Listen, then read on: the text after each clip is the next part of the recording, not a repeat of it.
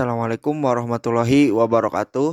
Perkenalkan teman-teman semuanya, nama saya Ahmad Madani Ramdan selaku mahasiswa dari Fakultas Syariah dan Hukum Universitas Islam Negeri Sunan Gunung Jati Bandung angkatan tahun 2022. Yang mana pada kesempatan kali ini, tentunya di video ini, saya akan sedikit membedah dan juga sedikit mengkaji terkait peran lembaga legislatif dalam proses peraturan perancangan perundang-undangan. Belakangan ini, publik seringkali menyaksikan bagaimana DPR RI sebagai lembaga legislatif utama di Indonesia membahas dan mengesahkan undang-undang yang kontroversial seperti Undang-Undang Cipta Kerja atau RUU Kesehatan. Pertanyaannya, apa sebenarnya peran lembaga legislatif dalam proses ini? Bagaimana mekanismenya dan sejauh mana partisipasi rakyat melalui wakil-wakilnya dijamin dalam proses ini? Duduk persoalannya adalah seringkali masyarakat merasa tidak dilibatkan dalam proses legislasi. Sementara lembaga legislatif memiliki kewenangan besar dalam membentuk undang-undang. Padahal Dewan Perwakilan Rakyat adalah representasi dari rakyat itu sendiri. Namun dalam praktiknya, pembahasan RUU kerap dilakukan dengan cepat, minim transparansi, dan bahkan dinilai hanya formalitas. Secara hukum, peran lembaga legislatif dijamin dan diatur dalam beberapa pasal UUD. Yang pertama adalah pasal 20 Undang-Undang Dasar 1945 yang menyatakan bahwa DPR memiliki kekuasaan untuk membentuk undang-undang. Yang kedua ada juga di Undang-Undang Nomor 12 Tahun 2011 tentang pembentukan peraturan perundang-undangan yang merinci tahapan perancangan undang-undang termasuk hak inisiatif DPR dalam menyusun rancangan undang-undang.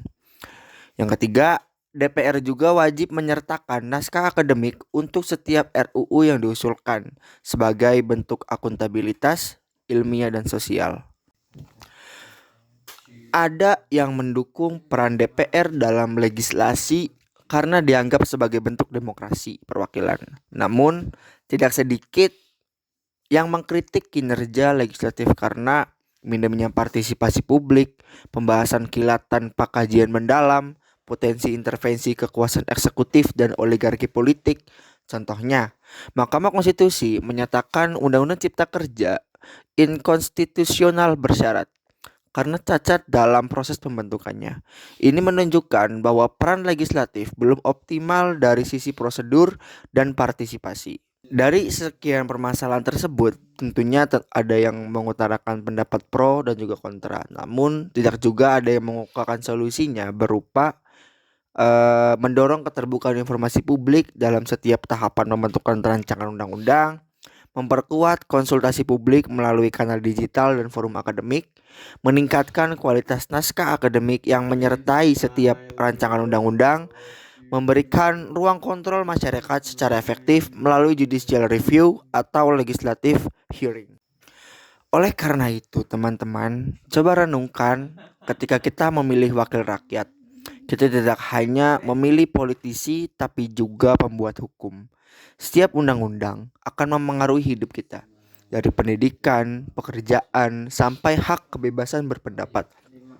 Maka, penting bagi kita sebagai warga negara untuk melek konstitusi dan juga hukum legislatif. Sebagai kesimpulan, lembaga legislatif memainkan peran sangat penting dalam proses pembentukan undang-undang. Namun, agar undang-undang yang dihasilkan benar-benar mewakili kepentingan rakyat, tentunya dibutuhkan yang namanya keterbukaan, partisipasi, dan kontrol yang sehat dari masyarakat itu sendiri.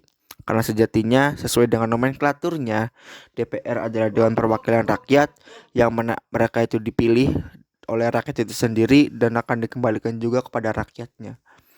Maka sekian yang dapat saya sampaikan. Kurang lebihnya saya mohon maaf sebesar-besarnya.